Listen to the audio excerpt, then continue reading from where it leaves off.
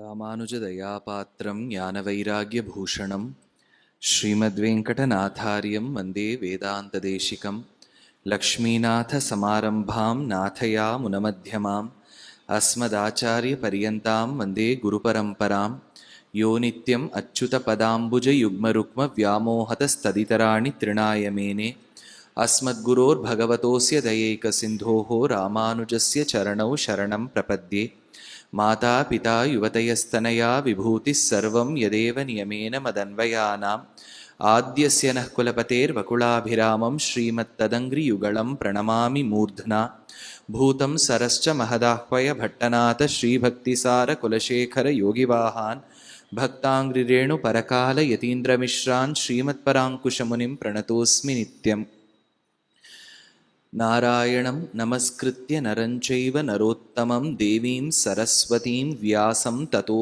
जयम् उदीरयेत् व्यासं वसिष्ठनप्तारं शक्तेः पौत्रम् अकल्मषं पराशरात्मजं वन्दे शुकतातं तपोनिधिं व्यासाय विष्णुरूपाय व्यासरूपाय विष्णवे नमो वै ब्रह्मनिधये वासिष्ठाय नमो नमः योगोशतं कनकशृङ्गमयं ददाति विप्राय वेदविदुषे च बहुश्रुताय पुण्यांश्च भारतकथां शृणुयांश्च नित्यं तुल्यं भवति तस्य चैव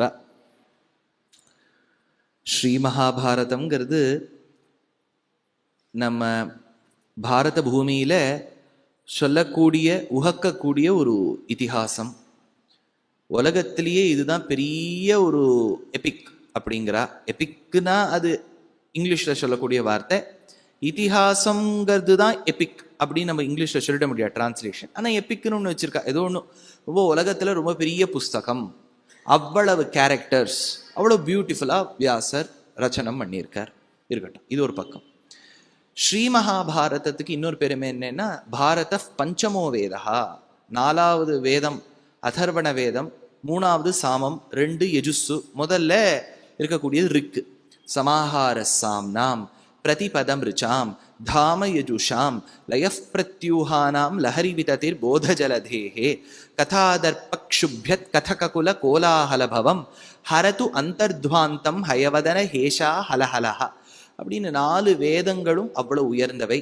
அந்த 4 வேதத்தினுடைய கருத்தெல்லாம் 5வது வேதமா இருக்கக்கூடிய ஸ்ரீமகாபாரதத்துல இருக்கு. அதனால 5வது வேதம் எது, ஒருவேளை 5வது வேதம்னு ஒரு ஸ்டேட்டஸ் கொடுக்கலாம் அப்படின்னு நினைச்சா எதுக்கு கொடுப்பேள் அப்படின்னு கேட்டா நீங்க உடனே டிக் மார்க் போட்டுடலாம். மகாபாரதம் 5வது வேதம்னு சொல்லக்கூடிய ஸ்ரீமகாபாரதத்துல 5 ரத்னங்கள், மகாரத்னங்கள். 1 ஸ்ரீ யக்ஷ பிரஷ்னம், சனத் சுஜாதீயம், விதுரநீதி, அதே மாதிரி பகவத்கீதை, விஷ்ணு சஹஸ்ரநாமம். இந்த பகவத்கீதை விஷ்ணு சஹஸ்ரநாமம் 2மே போர் பூமியோட சம்பந்தமுடையது. நான் சொல்றது புரியுறது இல்லையா? சண்டைக்கு முதலில் அந்த துவக்கத்தில் அர்ஜுனன் சில கேள்விகள் கேட்க அதுக்கு ஸ்ரீ பீஷ்மாச்சாரியார் பதில் சொன்னார். இவா கேள்வி பதில், அது உங்களுக்கு தெரியும் இல்லையா? கிமேகம் தெய்வதம் லோகேன்னு ஆரம்பிச்சு அவர் பதில் சொல்லி சஹஸ்ரநாமத்தையும் சொல்லி முடிக்கிறார். சர்வ பிரஹரணாயுத ஓம் நம இதி அப்படின்னு முடிக்கிறார். பகவானுடைய 1000 நாமங்களை அவன் கேட்ட கேள்விக்கு பதிலாக சொல்றார் பீஷ்மாச்சாரியாள். இந்த கேள்வி பதிலின் தொகுப்புக்கு ஸ்ரீ விஷ்ணு சஹஸ்ரநாமம்னு பேர். அதனால இது போர் பூமியில் ஏற்பட்டது. அடுத்தது துவக்கத்தில் அர்ஜுனன் சில கேள்விகள் கேட்கிறான், கிருஷ்ணர் பதில் சொல்றார். இவன் கேள்வி கேட்டு அவர் பதில் சொன்னது, அதற்கு ஸ்ரீமத் பகவத்கீதை என்ன பேர். 1த்துல பகவானே வாய் திறந்து பதில் சொல்லியிருக்கார், அது பகவத்கீதை. விஷ்ணு சஹஸ்ரநாமத்துல பகவானை வச்சுண்டு பீஷ்மர் பதில் சொல்லியிருக்கார். 2 புரியறதா வித்தியாசம்? அதனால்தான் தேவகி நந்தன சிரஷ்டா க்ஷிதீஷா பாபநாசனஹான்னர் பீஷ்மாச்சாரியார். ஏன்னா இவர் என்னவோ விஸ்வம்னர், விஷ்ணுர்னர், வஷட்காரன்னர், பூதபவ்ய பவத் பிரபுன்னர். நமக்கு ஏதோ கல்யாண் பிரபு தான் தெரியும் இல்லையா? அந்த நகையெல்லாம் விளம்பரம் பண்றாரு, அந்த பிரபு தான் தெரியும். பூதபவ்ய பவத் பிரபு அப்படின்னு கேட்டா அதுதான் பகவான்கிறார். இன்னும் யுதிஷ்டரனே ரொம்ப இன்டெலிஜென்ட், 5 பேர்ல ரொம்ப அரியரே வைக்காம பாஸ் ஆனவர் அவர். ஆனா அப்பேற்பட்ட பரம் ஞானிக்கே புரியல யார் அவர்னு கேட்கிறார். தேவகி நந்தன சிரஷ்டா, உன் பக்கத்துல உங்க அத்தை, உங்க மாமா வசுதேவர் இருக்காரோன்னு அவர் பிள்ளை தேவகி, அவர்தான் கிருஷ்ணர், அவர் தான் தேவகி நந்தன சிரஷ்டான்னர். அதனால பகவத்கீதை கண்ணனே சொன்னது, விஷ்ணு சஹஸ்ரநாமம் அவரை வச்சுண்டு சொன்னது. இது 2மே போர் பூமியோட முன்னாடி பின்னாடி வந்திருக்கு. இதுக்கு நடுவில் ஒன்று மாட்டினுடுத்து. அது என்னன்னு கேட்டால் சனத் சுஜாத்தியம்னு பேர். சனத் சுஜாத்தியாள்னு வரா. திருத்தராஷ்டிரன் ஏதோ சில கேள்விகள் கேட்கலாம். அவளுக்கு நடுவுல நடந்த ஒரு வார்த்தாலாபம். ஏதோ ஒரு விதத்துல திருத்தராஷ்டிரனும் ஒரு பார்ட்டா இருந்திருக்கான். ஏதோ இன்டெலிஜென்ட் கான்வர்சேஷன்ல பொதுவா அவன் இருக்கப்படாதுன்னு வச்சுட்டு இருந்தான். அவனும் இருந்துட்டான் தப்பி தவறி. இன்னொன்னு விதுர நீதினு பேர். இந்த திருத்தராஷ்டிரனுக்கு ஒரு தம்பி, அது அம்பாலிகை என்ன பண்றா, போயிட்டு அடுத்த நாள் அவளுக்கு வியாசரை பிடிக்கிறதுல, வியாசர்லாம் கிளீனாலாம் ட்ரெஸ் பண்ணின்னு வர மாட்டார். இந்த மாதிரி தாடி கிடி தீட்சை எல்லாம் வச்சுன்னு வருவார். கொஞ்சம் சுமாராக தான் இருப்பார் பார்க்கறதுக்கு. அதனால வியாசரை பார்த்தோம்னா அவளுக்கு பிடிக்கல. என்னவோ சம்பவ ப்ரொஃபைல் பிக்சர்லாம் பிடிக்கல. அதனால என்ன பண்ணிவிட்டா, தன்னுடைய தாசி ஸ்திரீ அலங்காரம் பண்ணி அமிச்சா. அவருக்கும் அவளுக்கும் பிறந்தவர் தான் விதுரன். விதுரன் ரொம்ப இன்டெலிஜென்ட். விதுரஸ்து தர்மாத்மா, தர்மம் தெரிஞ்சவர் அவர் ஒருத்தர் தான் ஹஸ்தினாபுரத்தில். அதனால்தான் திரௌபதியுடைய வஸ்திராபகரணம் நடக்கும்போது கேள்வி கேட்ட ஒரே ஒரு மகானுபாவர் அவர். அவனையும் தட்டி வச்சுட்டார். இந்த துரியோதனன் வந்து அவரையும் ஏதோ as per article 53F you are not allowed to talk அப்படின்னு சரி அவர் உட்காந்து விட்டார். அவ்வளவுதான் போச்சு. இதுல என்னன்னா, விதுரன் சில நீதிகள் எடுத்து சொல்றான் திருத்தராஷ்டிரனுக்கு. திருத்தராஷ்டிரனுக்கு எடுத்து சொல்லி என்ன பிரயோஜனம்னா, அது வழியா நமக்காவது வந்து நம்மளாவது கடைபிடிப்போமா அப்படின்னு தெரியல. அவர் பாவம் திருத்தராஷ்டிரனை விட நம்ம தேவையில்லைன்னு வச்சுட்டு இருக்காரு அவர் பாவம். அவளுடைய அசம்ஷன் இது. அதனால விதுர நீதின்னு அது 4வது ஒண்ணு. இதுக்கெல்லாம் சிகரம் வைத்தார் போல் இருக்கக்கூடிய முதல் ரத்னம் தான் யக்ஷ பிரஷ்னம். அதனால யக்ஷ பிரஷ்னம், விதுரநீதி, சனத் சுஜாத்தியம், பகவத்கீதை, விஷ்ணு சஹஸ்ரநாமம். அதுல யக்ஷ பிரஷ்னம் முதல் ரத்னம். இப்ப நீங்க என்ன வேணா கோஹினூர், லண்டன் ராணி ஒன்று வச்சுருக்கா பாருங்க, அதுக்கு உட்காந்து இங்க அலையரா, அது சுவாமி அது நம்ம தேசத்துது, அந்த ரத்னத்தை கொண்டு வரலாம், ரத்தனத்தை கொண்டு வரலாம், இவாள்லாம் I'm going to write to Modi to bring back. அவருக்கு ஏற்கனவே தலைக்கு மேல அவ்வளவு வேலை. உட்காந்து இந்த கோஹினூரை கொண்டு வருதானா வேலைன்னு கேட்டா கோஹினூர் தான். அதை விட நமக்கு உயர்ந்த ரத்னம் ஸ்ரீ மகாபாரதம் இருக்கு. அதை ஒரு 1,00,000 பேருக்கு நம்ம உபன்யாசம் பண்ணலான்னு ஏதாவது ஒரு ஸ்கீம் வச்சிருக்காளோ யோசிச்சு பாருங்களேன். உலகத்துல ஏதோ 250 நாடுகள் இருக்கான். 250 கண்ட்ரிஸ். இந்த உலகம் முழுக்க 250 நாடுகள். ஒண்ணு பெருசு, ஒண்ணு சின்னது, ஒண்ணு மீடியம், இப்படி 250 நாடுகள். அதுல இருக்கக்கூடிய ஜனத்தொகையெல்லாம் சேர்த்து வச்சேன்னா பாரத தேசத்துல மட்டும் 1/6 இருக்கான் பாப்புலேஷன். 250 நாடுகள்ல ஒரு நாட்டுல மட்டும் உலகத்துல இருக்கக்கூடிய ஜனத்தொகையில் 6% ஜனத்தொகை நம்ம நாட்டுல இருக்கு. அப்படின்னா என்னவோ சொல்றாரு, 125 கோடி. அது 2011 எடுத்த சென்சஸ். இப்போ எடுத்தேன்னா அது போயிருக்கும் ஒரு 140 கோடிக்கு. 140 கோடியில ஓரளவுக்கு சனாதன தர்மத்தை கடைபிடிக்க கூடியவர்கள்னு தோராயிரமா வச்சுட்டா ஒரு 100 கோடி இருப்பா.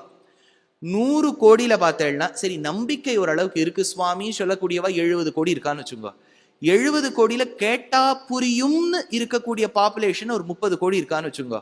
30 கோடியில இப்ப எவ்வளவு பேர் இங்க இருக்கா?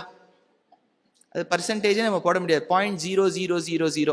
ஏன்னா நமக்கு என்னன்னா மகாபாரதம் ராமாயணம்னா அது ஏதோ ஒரு வயசான உண்டனா கேட்கணும்னு வச்சுட்டு இருக்கா. நீங்க நம்ப மாட்டேள், விதேசத்துக்கு போறேன் உபன்யாசம் பண்றதுக்கு, PhD பண்ணக்கூடிய இளைஞர்கள்லாம் வந்து உபன்யாசம் கேட்கிறா. சுவாமி நீங்க சொல்லக்கூடிய பாயிண்ட் எல்லாம் எடுத்தா எங்களுக்கு தீசிஸ்க்கு யூஸ்ஃபுல்லா இருக்குன்னு.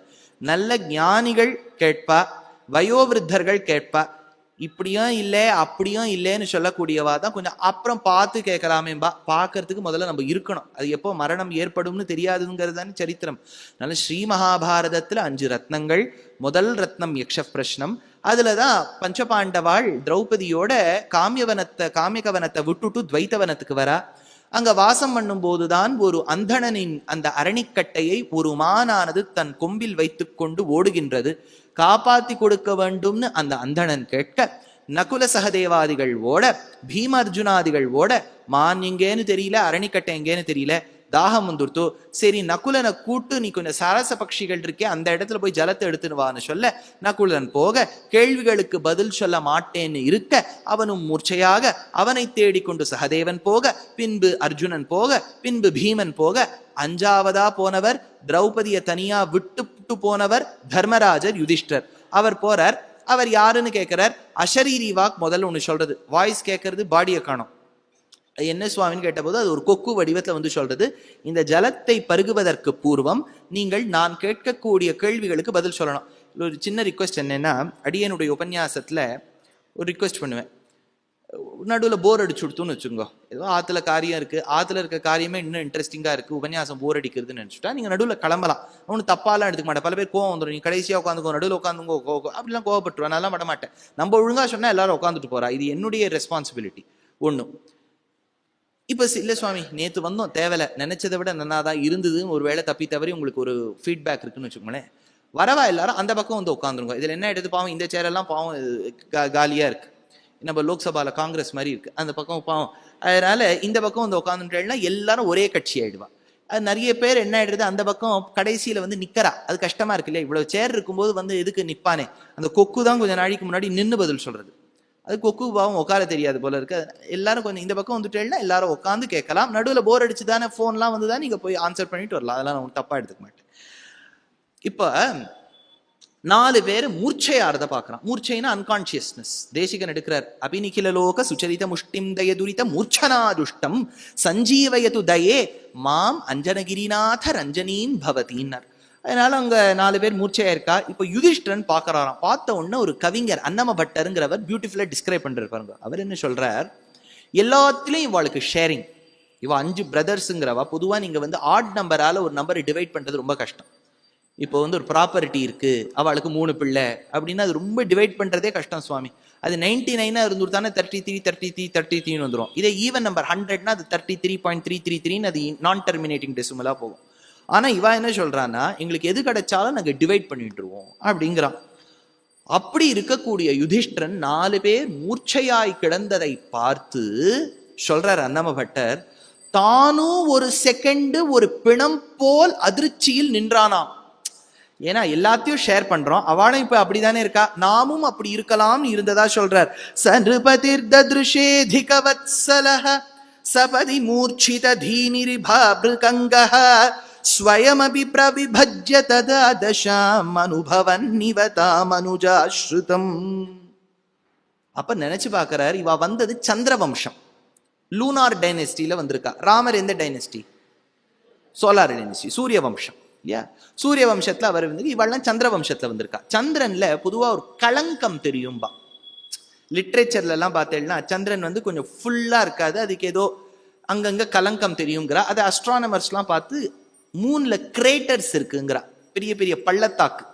அந்த பள்ளத்தாக்கு தான் நமக்கு இங்கேருந்து நீங்க பூரண சந்திரனை பார்க்கும்போது சில டைம்ஸ் உங்களுக்கு ஒரு டைம் கிடைச்சி இயற்கையை ரசித்து அதெல்லாம் ரசிக்கக்கூடிய டைம் கிடைக்கிறதுன்னு வச்சுக்கோ. அதுல பார்த்தேன்னா க்ளோஸ் அப்ல எடுத்து பார்த்தேன்னா ஒயிட் இருக்கும், நடுவுல கொஞ்சம் கொஞ்சம் லைட் கிரே பேச்சஸ் தெரியும். இதுக்கு கலங்கம்னு பேர். எதனால இந்த கலங்கம் வருது, அதுதான் நான் அஸ்ட்ரானமியில சொல்லிட்டேன், பள்ளம்லாம் இருக்குன்னு. எல்லாம் பள்ளம்லாம் இருக்குன்னா நம்ம ஒரு பெரிய மிசைலை லான்ச் பண்ணி அது இங்கேருந்து ஆரம்பிச்சு அது நாசால இந்த போட்டோ எடுத்து இதெல்லாம் சொல்லணும். ஆனா நம்ம கவிஞர்கள்லாம் அந்த காலத்துல சொல்லிட்டேன் என்னன்னா, அதுல ஒரு மான் இருக்குன்னு.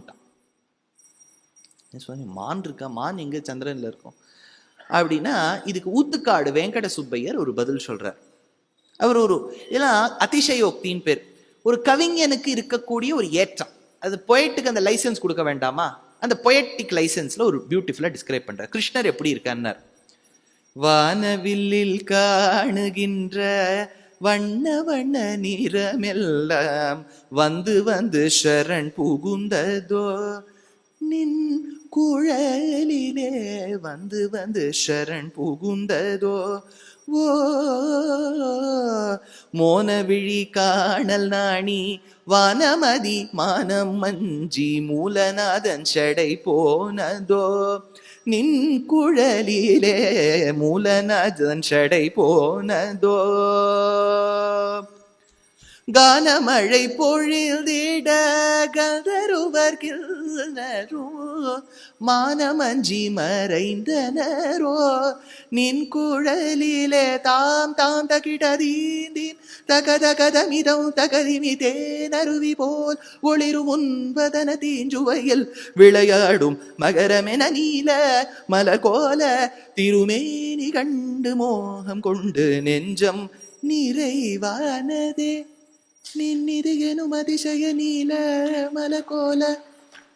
வானவில்லில் காணுகின்ற வண்ண வண்ண நிறமெல்லாம் ரெயின்போ, இந்திரதனுஷ்.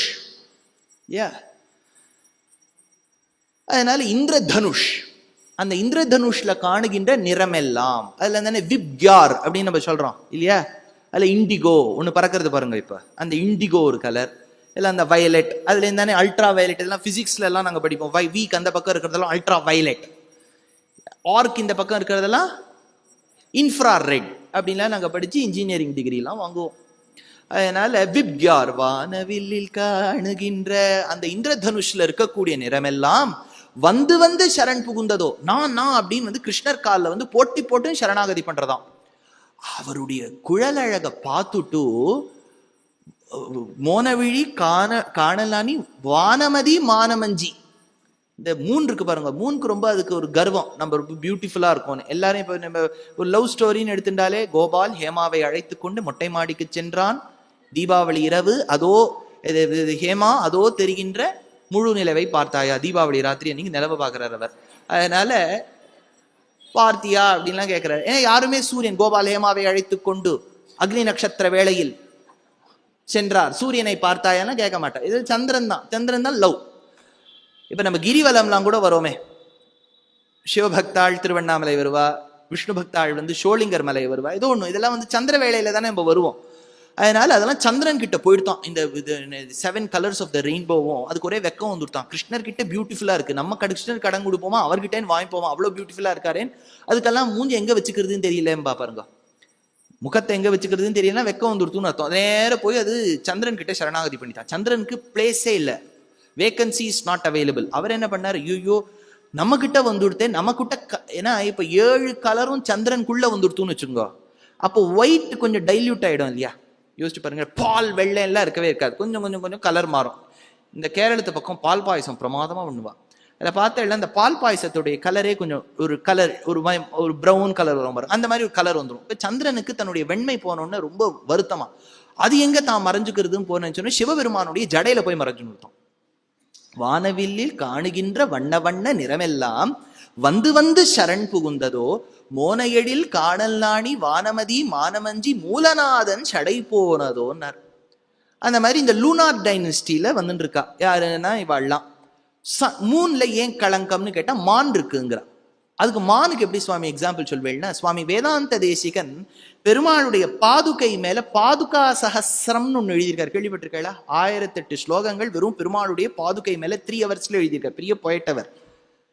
அந்த பாதுகையில ஒரு லேயர் ஃபுல்லா எமரால்டு இருக்கான். எமரால்டுனா என்ன, பச்சை, பியூட்டிஃபுல் பச்சை கல், பியூட்டிஃபுல்லா அடோன் பண்ணி வச்சிருக்கான். இதை சிவபெருமான் பரம வைஷ்ணவரா அந்த பாதுகையை தன் திருமுடி மேல தரிச்சுக்கிறார். என்ன ஆயிடுறது, அந்த பாதுகை இதெல்லாம் நீங்க கொஞ்சம் இமேஜின் பண்ணணும். பொயட்ரிலாம் நம்ம இமேஜின் பண்ணாதான் உண்டு. இந்த பொயட்டிக் இப்பெல்லாம் பொயட்ரியோடைய அப்ரிசியேஷனே நமக்கு போயிடுது. அதுல அந்த கிரீன் ஸ்டோன்ஸ் இருக்கா, இப்போ சிவபெருமானுடைய சடையிலிருந்து சந்திரனின் கிரணங்கள் நேர அந்த கிரீன் ஸ்டோன்ஸ்ல படுறது. அப்போ கிரீன் லைட் எமிட் ஆகுது. இங்க இந்த ராத்திரி எல்லாம் ஃப்ளூரோசென்ஸ் அந்த போர்டெல்லாம் போட்டு வைக்கிறான் பாருங்க, அந்த மாதிரி கிரீன் லைட் எமிட் ஆகுது. அது அப்படியே ரேக்க ரேக்க ரேக்க ரேக்கையா வருது. எடுத்தா பின்னாடி சிவபெருமானுடைய கருங்குழல் கற்றை, குனித்த புருவமும் கொவ்வை செவ்வாயிட் குமிழ்ச்சிரிப்பும் பனித்த சடையினர் இல்லையா. அவர் நல்லா ட்ரெஸ் பண்ணி, பார்வதிக்கு தங்குழல் டெய்லி அவருக்கு முடிய வேண்டியதா இருக்கு, தனக்கு முடிய வேண்டியதா இருக்கு, ரொம்ப அவளுக்கு வேலை ஜாஸ்தி. அதனால அந்த பேக்ரவுண்ட் பிளாக் பேக்ரவுண்ட்ல கிரீன் லைட் வருது. அதனால இரவுல கிரீன் லைட் வராப்புல இருக்கா, இப்படி ரேக்க ரேக்கையா. சிவபெருமான் கையில ஒரு மான் தரிச்சுன்னு இருப்ப, நீங்க பாத்திருக்கா? இப்ப அந்த மான் இது அருகம்புல்லுன்னு நினைச்சு விட்டோம். அதுல இருந்து தாவி அது சந்திரனுக்குள்ள போனதுனால சந்திரனுக்குள்ள கலங்கம் வந்துருத்துனார். இல்ல என்ன ஒரு இமேஜினேஷன் பாருங்க. முதல்ல லைட் எமிட் ஆகுமா சார், சந்திரமான் தாவுமா, இப்படி எல்லாம் கேட்கப்படாது. பொய்டிக் லைசன்ஸ் தான், அதுதான் பொய்டிக் லைசன்ஸ். அந்த சந்திர வம்சத்துல வந்திருக்கா இந்த பஞ்சபாண்டவாள். அப்போ யுதிஷ்டிரன் நினைக்கிறானா, அந்த வம்சத்துல வந்தவர்கள் நாங்கள், எங்கள் குலமுன்னோனா இருக்கக்கூடிய அந்த சந்திரனுக்குள்ள ஒரு மான் இருக்கு, அந்த மான நாங்க வழிபட்டு இருக்கும்போது இன்னைக்கு என்னுடைய 4 தம்பிமார்கள் மூர்ச்சையாவதற்கு காரணம் அதே ஜாதியை சேர்ந்த இன்னொரு மானா போயிடுத்தேன்னு வருத்தப்பட்டானோ.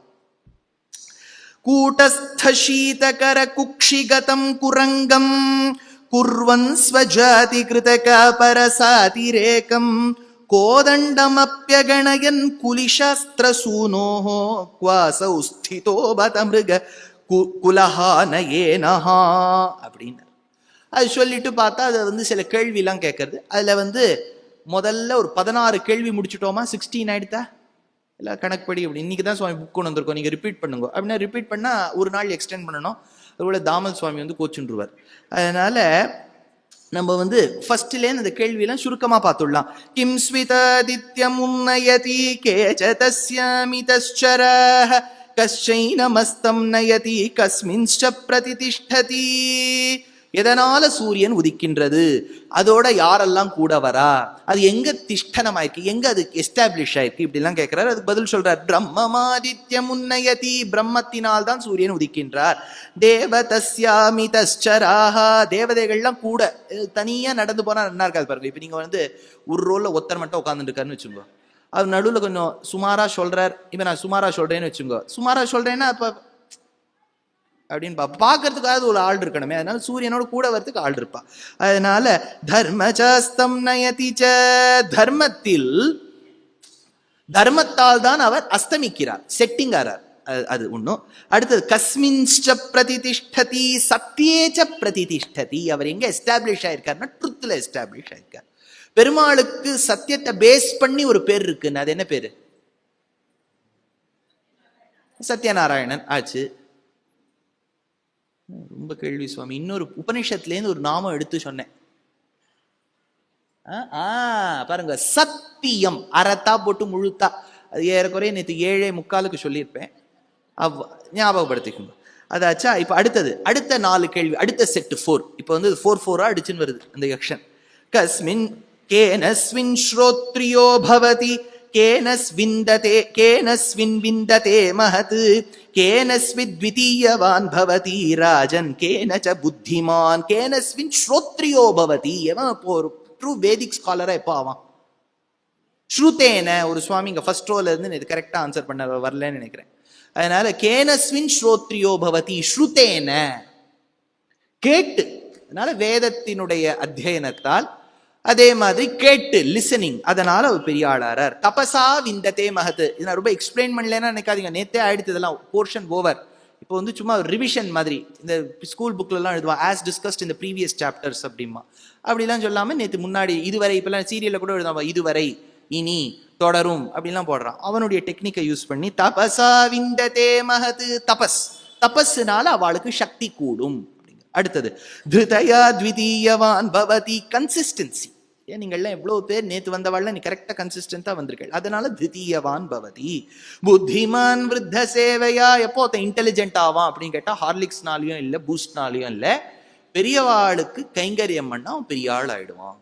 அப்படி ஆயிடுத்தா. இப்ப இது பெரியவாள்னு சொல்லச்ச, இங்க நிறைய பேர் இங்க பெரியவா இருக்கா, உடனே இம்ப்ரெஸ் ஆயிடும்.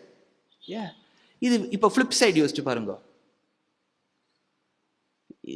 பல பேர் அக்ஷதையை ரெடியா வச்சுருப்பான், யாராவது ஆசீர்வாதம் பண்ண, ஏன்னா அவள் ஆசீர்வாதம் பண்ணா அவளுக்கு ஒரு ப்ரெஸ்டீஜ் இல்லையா, 4 பேர் எதிர்க்க நம்ம கீழே வந்து சேர்த்தா. இது மட்டும் இருந்தா போறாது, முதல்ல நமக்கு தபஸ் இருக்கணும். ஃபர்ஸ்ட் நம்ம குவாலிஃபைடா இருந்தால்தான் நம்ம இன்னொருத்தருக்கு ஆசீர்வாதம் பண்ண முடியும். நன்னா இருன்னு சொல்லிட்டா உடனே நன்னா ஆயிட மாட்டா. இது எப்படி தெரியுமோ சாஸ்திரம், நம்ம தபஸ்னால சக்தி கூடாமல் இருந்தால் நம்ம யாருக்கு ஆசீர்வாதம் பண்றோமோ நம்ம பார்ட் ஆஃப் த பாவம் அவருக்கு போயிடும், நம்மளால முடிஞ்ச பெனிஃபிட் அது. சுவாமி அவர் போகும்போது கொஞ்சம் பாவத்தையும் எடுத்துன்னு போவார். இப்ப என்னங்கிற ஆசீர்வாதம் பண்ணலாங்கிறா வேண்டாங்கிறா, அது என்னன்னா அபிவாதையேன்னு ஒண்ணு உண்டு. யாருமே சரி அப்படின்னு ஒண்ணு இருந்தது. அது என்னன்னா வேதிக் இன்ட்ரோடக்ஷன். நான் இந்த ரிஷி பரம்பரையில வந்திருக்கேன், இந்த சாக்கையை அத்தியனம் பண்ணணும்னு அவர் எனக்கு சொல்லியிருக்கார். நான் பண்றேன்னு சொல்ல மாட்டா, சொல்லியிருக்கார் அவர். அதனால அபிவாதையே ஆங்கீரச ஆம்பரீஷ யாவனாஸ்வ திரையாரிஷையே பிரவரான்வித. பிரவரம்னு ஒன்று வரும். பிரவரம்னா அல்மா மேட்டர், அலும்னைன்னு இருக்கு இல்லையா. இப்போ யூனிவர்சிட்டிக்கெலாம் போனால் சொல்கிறா, sir Sundar Pichai graduated from அவர் காலேஜ்னு ஐஐடியில் சொல்கிறான். அந்த அல்மா மேட்டருக்கு பிரவரம்னு பேர். அடுத்தா அப்புறம் கோத்திரம், எந்த டிஎன்ஏல வந்திருக்கும். அடுத்தது இந்த ப்ரொசீஜர். சில ஆற்றுக்கு போனேன்னா குழு ஆற்றுல வைக்கலையா, ஐயோ எங்கள் ஆற்றுல வழக்கமே இல்லை. சஹஸ்ரநாமம் சொன்னா அதுவும் வழக்கத்துல இல்லை. அதனால எதுவுமே நல்ல பழக்கங்கள்லாம் இருக்காது பல பேர் அதுல வழக்கம். ஏதாவது சொல்ல இப்படி சொல்லிடுவா, சார் சஹஸ்ரநாமம் சொன்னா ஏதாவது ஒரு மாதிரி வேண்டாத நிகழ்ச்சியெல்லாம் நடந்துடுறது, அதனால வேண்டான்னு வச்சுட்டோம். அது ஏதாவது ஆகி வராதும்பா, ஏதாவது ஒண்ணு பிடிக்கலன்னு வச்சுங்கோ, இது எங்காவது ஆகியே வராது அப்படின்றவா. இது ப்ரொசீஜருக்கு சூத்திரம்னு பேர். ஆபஸ்தம்ப சூத்திர, போதாயன சூத்திர. அடுத்தது வேதம். எல்லாருக்கும் வியாசர் என்ன பண்ணியிருக்க, ஒரு வேதத்தை அலாட் பண்ணி வச்சிருக்காரு. அதுல யஜுஷாக்கா அத்தியாயி, சாமஷாக்கா அத்தியாயி, ரீக்ஷாக்கா அத்தியாயி. கடைசியில நம்ம பேரை சொல்லிப்போம், இத்தனாவது ஷர்மா நாமகம் அஸ்மி போஹோ அப்படி சொல்லி முடிச்ச உடனே ஆசீர்வாதம் பண்றவர் ஓகேமா very good all God bless யூலாம் சொல்லக்கூடாது. அந்த நாமாவை கேட்டுட்டு ஆயுஷ்மான் பவ சுப்பிரமணிய சர்மா அப்படின்னு 3 செகண்ட்ஸ் இழுக்கணும். ஐயோ இதுல இவ்வளவு காம்ப்ளிகேஷன் இருக்கா? எல்லாரும் அக்ஷதையோட ரெடியா இருப்பா. இப்படி இந்த இந்த முத்திரை இருக்கு பாருங்க, இது மாதிரி ஒரு டேஞ்சரஸ் எதுவுமே இல்லை. எல்லாரும் இப்படி போட்டோ கொடுக்கறதுக்கு ஈஸியா இருக்கா. ராமானுஜர் பாருங்க, நீங்க எங்க வேணாலும் போய் பாருங்க, இப்படி கூப்பிடுவார், சுவாமி போறோம், நம்ம சாதாரணப்பட்ட ஆளாவே இருப்போம். அதனால விருத்த சேவையா. அடுத்தது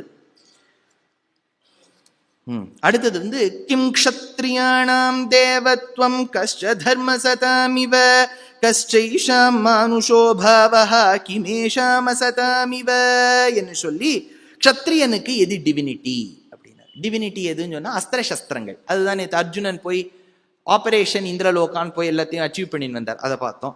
அடுத்தது எதனால அவருக்கு நல்லது ஏற்படுகின்றதுன்னா யஜ்யம் பண்ணுவதால். ஒரு அந்த காலத்து ராஜானா ஒரு ஏதாவது ஒரு யஜ்யம் பண்ணணும், பெரிய யஜ்யம் பண்ணணும். நம்ம வந்து தெலுங்கானால நம்ம கேசிஆர் பண்றதுலயே அந்த மாதிரி யஜ்யங்கள்லாம் பண்ணணும். அடுத்தது மனித அவனுடைய நார்மல் நேச்சர் என்னன்னு கேட்டா, அவ வந்து சொல்றார் இந்த இடத்த பயம் ச மானுஷோ பாவஹ. ராஜா கூட பயம் உண்டு, ஏன்னா அட்மினிஸ்ட்ரேஷன்ல 2G 3G எதுவும் வராம இருக்கணுமே அப்படின்னு அவர் பயப்படுவார். ஸ்கேண்டல்லாம் வரக்கூடாது இல்லையா? ஒரு பெரிய ராஜாவா இருந்துட்டு, சார் இவருடைய இதுல வெறும் கரப்ஷன் தான் சார் அப்படின்னா அந்த ராஜாக்கு பெருமையா பயம் இருக்கணும் எப்பவுமே. அடுத்தது பரித்யாகோ அசதாமிவ. பரித்யாகோங்கிறார். பரித்யாகோன்னு சொன்னா என்ன அர்த்தம்னு கேட்டா, யாரையும் சரணாகதி பண்றவாளை ஏத்துக்காம இருக்கக்கூடாது.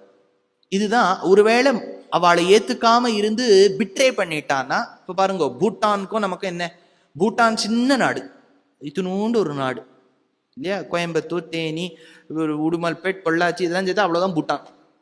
அது ஒரு நாடு. அவ ஊர்ல ஜிடிபியே கிடையாது. நீங்க கேள்விப்பட்டிருக்கீங்களா? பூட்டான்ல ஜிடிபியே கிடையாது. ஹாப்பினஸ் ரேஷியோ தான் பாப்பா. மக்கள்லாம் எவ்வளவு ஹாப்பியா இருக்கான்னு தான் அவளுக்கு இது. மக்கள் ஹாப்பியா இருந்தா அவ ரொம்ப ப்ராஸ்பரஸ். அப்படி ஒரு அழகான நாடு.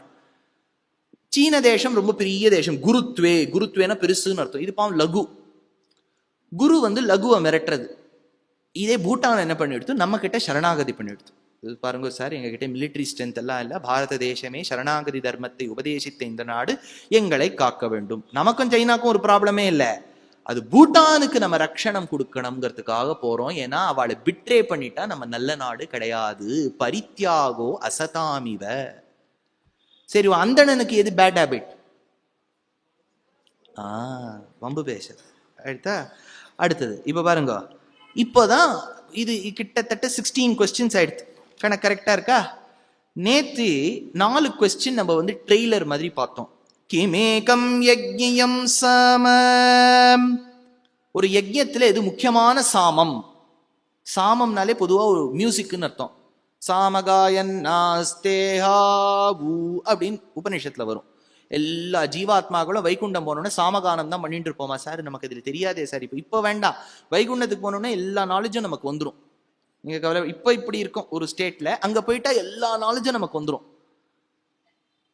அதனால சாமகானம் பாடிட்டு இருப்போம். சாமகான அப்படின்னு எவ்வளவு பாட்டெல்லாம் இருக்கு. அதனால சாமகானம் அங்க பாடிட்டு இருப்போம். ஆனா இவர் என்ன கேட்கிறார், யஜ்ஞத்துல முக்கியமான சாமம் எது? ஒரு ஹோமத்துல எது முக்கியமான சாமம்? அடுத்த கேள்வி, கிமேகம் யஜ்ஞம் யஜுஹு. ஒரு யஜ்ஞத்துல முக்கியமான யஜுஸ் எது? சரி, யஜுர்வேதம் முக்கியம். இதுல முக்கியமான யஜுஸ் எப்படி தெரியும்? இது 2வது கேள்வி. 3வது, காச்சைஷாம் விருணுதே யஜ்ஞம். காச்சைஷாம் விருணுதே யஜ்ஞம். எது யஜ்ஞத்தை வரிக்கும்? விருணுதே யஜ்ஞம்.